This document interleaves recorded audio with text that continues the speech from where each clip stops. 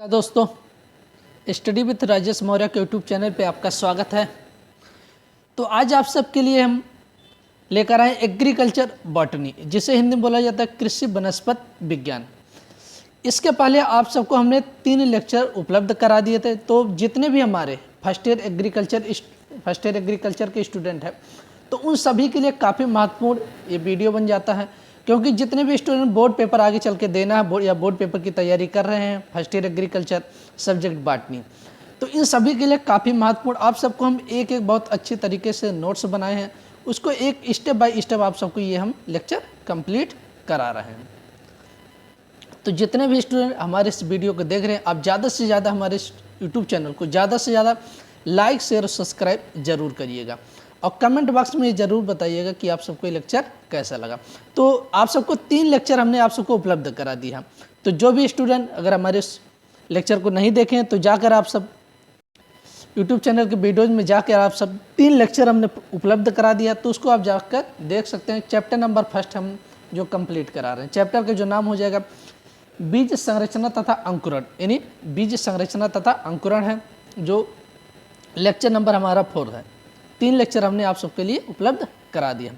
चलिए आज हम देखते हैं, पिछले लेक्चर में हम आप सबको जो जहाँ तक कंप्लीट कराए थे वो मटर के बीज के बारे में बता रहे थे। किसके बारे में? मटर के बीज के बारे में बता रहे थे कि मटर के बीज का रंग कैसा होता है और इसका आकार क्या होता है। यहाँ तक हमने आप सबको कंप्लीट करा दिया था। अब उसी के आगे हम देखेंगे, हमारा तीसरा पॉइंट है बीज के भाग, यानी मटर के बीज के भाग कौन कौन से होते हैं। अब देखिए यहाँ पर क्या दिया है, मटर के बीज के मुख्य भाग इस प्रकार हैं, या मटर के बीज के मुख्य भाग या मटर के बीज के भाग निम्नलिखित होते हैं, या कौन कौन से भाग होते हैं। तो यहाँ पर पहला हेडिंग आप डाल सकते हैं। पहला हमने आप सबको बताया था मटर के बीज का आकार, उसके बाद हम बता चुके हैं पिछले लेक्चर में मटर के बीज का रंग। अब यहाँ पर आप सबको बता रहे हैं मटर के बीज के भाग। तो मटर के बीज के मुख्य भाग इस प्रकार हैं, ठीक है। अब नंबर 1 यहाँ पर देखेंगे सीड कोट या बीजावरण। क्या हम देखते हैं? सीड कोट या बीजावरण, हिंदी में बोला जाएगा बीजावरण, इंग्लिश में बोला जाता है सीड कोट। अब सीड कोट क्या होता है कि बीज एक कवच या एक कवर द्वारा ढका रहता है, जिसे हम क्या कहते हैं? सीड कोट या बीजावरण। ये समझ लीजिए जितने भी बीज पाए जाते हैं उनमें एक सीड कोट या बीजावरण पाया जाता है, जो मतलब हमारे बीज को एक कवर द्वारा ढके रहते हैं या एक कवच द्वारा ढका रहता है, उसे बोला जाता है सीड कोट या बीजावरण कहा जाता है। ये पहला। दूसरा जाता है नाभिक या हाइलम। क्या हो जाएगा? नाभिक या हाइलम। तो अब नाभिक या हाइलम क्या होता है? बाहरी कवच पर बाहर की ओर एक छोटा सा चिन्ह होता है, यानी जो बाहरी कवच होता है उसमें बाहर की ओर एक छोटा सा चिन्ह होता है, जिससे क्या बोला जाता है? नाभिक या हाइलम कहा जाता है। क्या कहा जाता है? नाभिक या हाइलम कहा जाता है। इसको आप सबको हम विथ फिगर सहित अच्छे तरीके से आप सबको हमने पिछले लेक्चर में बताया, उसको जाके वहाँ पर आप सब फिगर के माध्यम से भी जानकारी प्राप्त कर सकते हैं। अब देखिए कि बीज का यानी बाहरी जो कवच होता है, क्या हो जाएगा? बाहरी कवच पर बाहर की ओर एक छोटा सा चिन्ह होता है, जिससे क्या बोला जाता है? नाभिक या हाइलम कहा जाता है। तो पहला हमने बता दिया सीड कोट बीजावरण, दूसरा हमारा हो जाएगा नाभिक या हाइलम। अब तीसरा हमारा आ जाता है बीजांड द्वार। अब बीजांड द्वार क्या होता है? आप सब देखे होंगे किसी भी सीड को दबाने पर जहाँ से वो पानी के बबल्स निकलते हैं या बुलबुले निकलते हैं, किसी बीज को अगर हम भिगो देते हैं उसके बाद दबाने पर, तो देखते होंगे जहाँ से वहाँ पर पानी का कुछ बुलबुले निकलते हैं या तरल जैसा पदार्थ निकलता है, उसे बोला जाता है बीजांड द्वार। क्या बोला जाता है? बीजांड द्वार। देखिए नाभिक के पास इसके सिरे पर एक बहुत छोटा सा छिद्र होता है, जिससे बीजांड द्वार कहा जाता है। क्या कहा जाता है? बीजांड द्वार कहा जाता है। तो नाभिक के पास इसके सिरे पर एक छोटा सा छिद्र होता है, जिसे बोला जाता है बीजांड द्वार कहा जाता है। क्या कहा जाता है? बीजांड द्वार कहा जाता है। अब रैफी, इसके बारे में भी हमने आप सबको फिगर के माध्यम से बताया है। तो बीज के ऊपर नाभिक से जुड़ी हुई एक धारी सी संरचना होती है, जिसे हम क्या कहते हैं? रैफी कहा जाता है। यानी बीजावरण जिसे बोला जाता है सीड कोट के जस्ट ऊपर नाभिक से जुड़ी हुई एक धारी सी संरचना होती है, जिसे हम क्या कहते हैं? रैफी कहा जाता है। ये हो गया हमने आप सबको। अब देखिए एम्ब्रियो या भ्रूण, जिसे क्या बोला जाता है? एम्ब्रियो या भ्रूण। ये क्या होता है? बीजावरण को उतारने पर अंदर एक हल्के पीले रंग की संरचना होती है, जिसे हम क्या कहते हैं? सीड कोट एम्ब्रियो या भ्रूण कहा जाता है। अब देखिए बीजावरण मतलब किसी भी बीज के अगर जो हमारे उसके ऊपर कवर लगा रहा था। अगर उसको हम हटा देते हैं तो देखोगे एक पीला सा संरचना दिखाई देता है, पीला सा पदार्थ दिखाई देता है, तो उससे हम क्या बोलते हैं, एम्ब्रियो या भ्रूण बोला जाता है। क्या बोला जाता है, एम्ब्रियो या भ्रूण कहा जाता है। तो ये ध्यान रखना कि बीजावरण को हटाने पर अंदर की ओर एक हल्के पीले रंग की संरचना होती है, जिसे हम क्या कहते हैं, एम्ब्रियो या भ्रूण कहा जाता है। उसके बाद नेक्स्ट आ जाता है अक्ष, या जिसे बोला जाता है एक्सिल या अक्ष।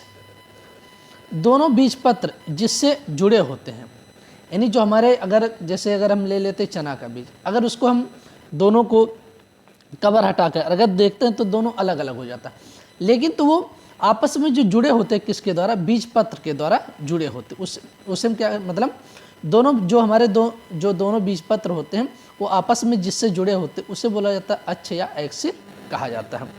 तो देखिए अगर वो दोनों जो हमारे बीजपत्र होते हैं वो जो आपस में जुड़े होते हैं किसके माध्यम से जुड़े होते हैं, तो अक्ष या एक्सिल द्वारा जुड़े होते हैं। तो उसे आप ध्यान रखना कि अक्ष क्या होता है, दोनों बीजपत्र जिससे जुड़े होते हैं उसे एक्सिल या अक्ष कहा जाता है। अब मूलांकुर, इसके बारे में हमने आपको बता ही दिया कि मूलांकुर से किसका निर्माण होता है, जड़ का निर्माण होता है। क्या होता है, जड़ का निर्माण होता है, जिसे इंग्लिश में रेडिकल बोला जाता है। अब देख लेते हैं एक बार, एक छोटा सा अक्ष है जिसमें दोनों बीजपत्र जुड़े रहते हैं। अक्ष का वह भाग जो बाहरी सिरे से जुड़ा होता है, मतलब इसको हम कह सकते हैं कि एक छोटा सा अक्ष जिसमें दोनों बीजपत्र जुड़े रहते हैं, अक्ष का वह भाग जो बाहरी सिरे से जुड़ा होता है उसे मूलांकुर कहते हैं। या मूलांकुर से किसका निर्माण होता है, तो जड़ का निर्माण होता है। तो इसको आप यहाँ पर ध्यान रखना। ये मटर के बीज के बारे में आप सबको हम बता रहे हैं। अब देखिए प्रांकुर क्या होता है, आप सबको पता है पीमूल या प्रांकुर, इससे किसका निर्माण होता है, तने का निर्माण होता है। फॉर्मेशन ऑफ स्टेम, मतलब जो हमारा अगर पूछ लेता है कि तने का निर्माण किससे होता है, तो प्रांकुर से होता है। किससे, प्रांकुर। अक्ष का दूसरा भाग जो दोनों बीजपत्रों के बीच में दबा होता है उसे प्रांकुर कहा जाता है। अब परिभाषा अगर आपको लिखना प्रांकुर होता क्या है, तो अक्ष का दूसरा भाग जो दोनों बीजपत्रों के बीच में दबा रहा था, क्या जो दोनों बीज, अब देखिए यहाँ पर दोनों बीजपत्र, ये हमारे जो दोनों बीजपत्र यहाँ पर आप फिगर दे सकते हैं, ये प्रांकुर दिया है। अब दोनों बीजपत्रों के बीच में जो ये दबा होता है इसे हम क्या बोलते हैं, प्रांकुर कहा जाता है। इस फिगर के माध्यम से आप सब भी अच्छे से जानकारी प्राप्त कर सकते हैं। तो प्रांकुर अक्ष का वह भाग जो दोनों बीजपत्रों के बीच में दबा होता है उसे प्रांकुर कहा जाता है। अब यहाँ पर आप सभी लोग फिगर देखिए कि मूलांकुर हमारा यहाँ से निर्माण होता है। बीजपत्र यानी बीजावरण जो चारों तरफ से कवर लगा उसे बोला जाता है सीड कोट या बीजावरण। बीजांड द्वार क्या होता है, ये यहाँ पर देखिए जहाँ पर गोल सा बना हुआ उसे बोला जाता है बीजांड द्वार। दबाने पर किस जो यहाँ से बुलबुले निकलते हैं तो इसी बीजांड द्वार से। और नाभिक एक धारी सी जो संरचना बनी उसे बोला जाता है नाभिक या हाइलम कहा जाता है। क्या कहा जाता है, नाभिक या हाइलम। अब देखिए मूलांकुर यहाँ पर फिगर द्वारा दिया गया कि मूलांकुर क्या होता है, तो मूलांकुर भी यहाँ से आप सबका कि मूलांकुर। और बीजपत्र ये देखिए जो मतलब ऊपर से जो दो बीजपत्र आपस में वो हमारा बीजपत्र हो जाएगा और प्रांकुर यहाँ हो जाएगा। तो ये मटर के बीज की पूरी संरचना है। इसको आप अगर अच्छे से बना देंगे तो आप सबके बोर्ड पेपर में काफ़ी अच्छे नंबर आ सकते हैं। तो ये फिगर आप जरूर ध्यान रखना। अब देखिए अगला आ जाता है सेम का बीज। सेम का बीज कभी कभी ये पूछ लेता कि कौन सा ऐसा बीज है जिसका शेप या आकार किडनी के आकार का होता है। तो हमारा जो सेम का बीज होता है उसका आकार कैसा होता है, ब्रिक या किडनी के आकार का होता है। ये जनरल क्वेश्चन है। अब सेम के बीज के बारे में हम देखते हैं कि सेम के बीज का आकार, रंग एवं उसके भाग निम्नलिखित हैं। इन्हीं सेम के बीज का आकार का रंग तथा उसके भाग निम्नलिखित है। मतलब कई इसके आकार भी हो सकते हैं, रंग भी हो सकते हैं और उनके भाग जो हमारे निम्नलिखित हैं। अब पहला आ जाता आकार। सबसे पहले हम देखेंगे सेम के बीज का आकार।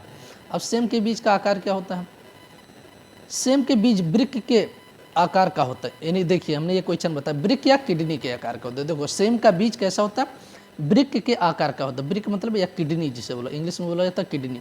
तो सेम का बीज किस आकार का होता है, ब्रिक या किडनी के आकार का होता है। जो एक ओर से अंदर की ओर, जो एक ओर से अंदर की ओर धरा होता है। क्या होता है, अंदर की ओर